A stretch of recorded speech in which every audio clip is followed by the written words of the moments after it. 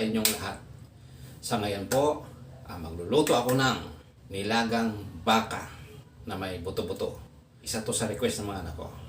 Yung mga patas, bago tayo mag-start, intro muna tayo.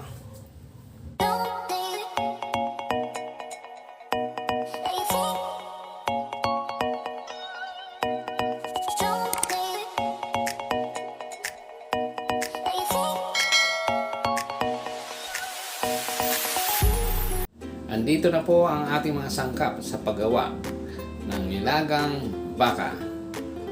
Okay, nor, pamintang buo, patis, sibuyas, yung ating saba, mais, pechay, Baguio beans, yung ating panimpla, pampasarap, magic sarap, at ang ating karneng baka na may puto-puto konti.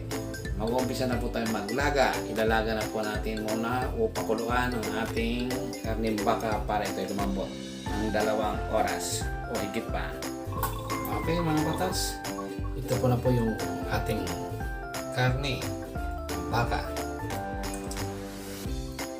Naglinis na po ako ng aking kamay bago humawa mga kabatas. Paglalagay ng tubig, sapat na tubig, lalagyan natin ng asin. Ayan. Dahil sa wala tayong pressure cooker, dito natin pakukuluan ng 2 oras.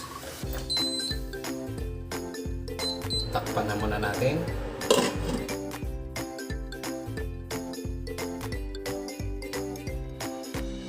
Okay mga patas, ito na po yung pinakuluan natin na baka na may buto-buto. After 2 hours, testing natin yung kanya laman.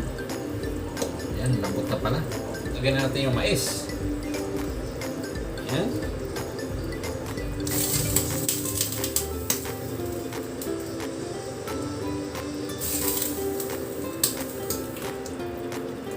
Ilalim na natin yan. Takbo natin 15 minutes. Pakuluan ulit natin mga kapatas. Ilagay na rin natin ito yung ating beef cube at saka yung pamintang buo. Ayan. Takpan natin ulit. Okay mga kapatas, ito ulit. Ilalagay na natin yung ating saging sa ba.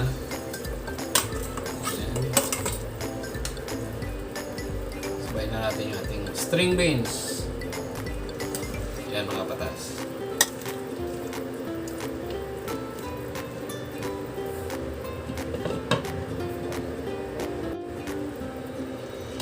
Yan mga patas. Nakaligtaan kong sabihin to kanina, sibuyas, dahon. Takpan natin ulit. Yan mga patas, kumukulo na. Lagyan natin ng isang teaspoon ng magic sarap.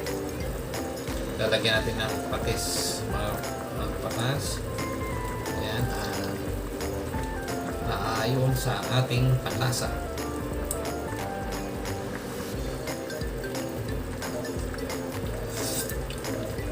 Wow, sarap. Takpan mo natin sa kulo pa. Okay mga patas, titikman na natin ito. Kuha lang tayo. Mahilig ako sa gulay mga patas. Yung karne, nasa ilalim. Hiniwa ko kasi na maliliit. Ito yung may buto. Okay mga patas, kumuha na ako ng aking kakainin. Titikman na natin. Lalagyan natin siya ng bawang. Ay mga patas, kasi mahilig ko sa bawang.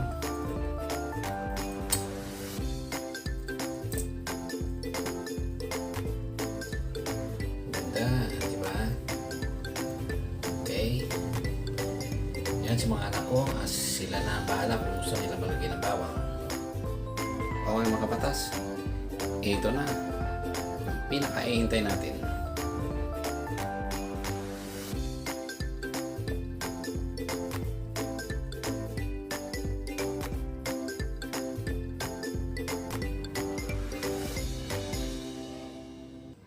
Ito mga kabatas, kain na tayo. Yung ating mais, yung laman ng baka, yung ating gulay.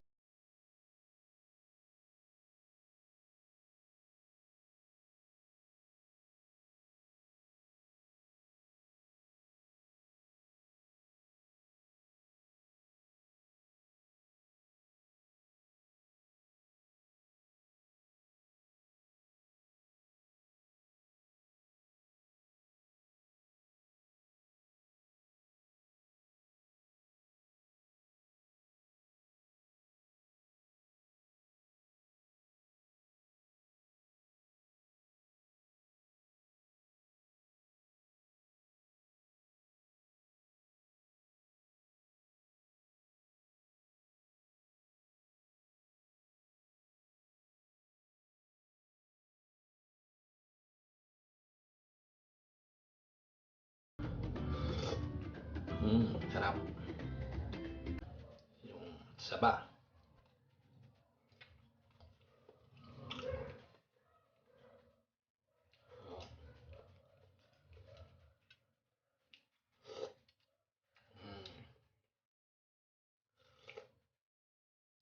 Ang sarap mga kapatid.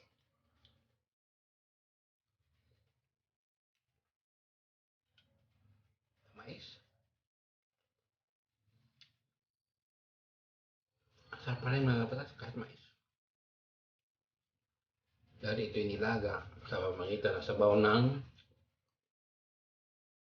nilagang baka mga kapatas. Solve na naman ang hapunan mga kapatas.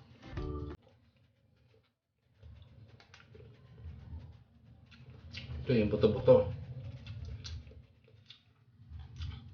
Sunod mga kapatas, ang makita nyo, bone marrow na dito lang dito.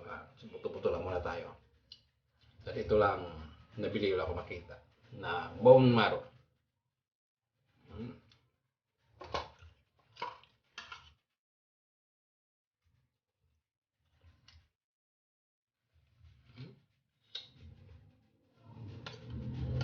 Kaya mga kapatas,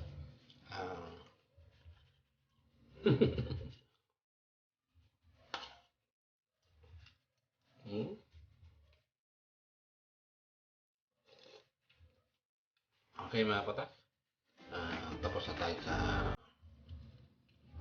pagtitikim. Ang sarap talaga.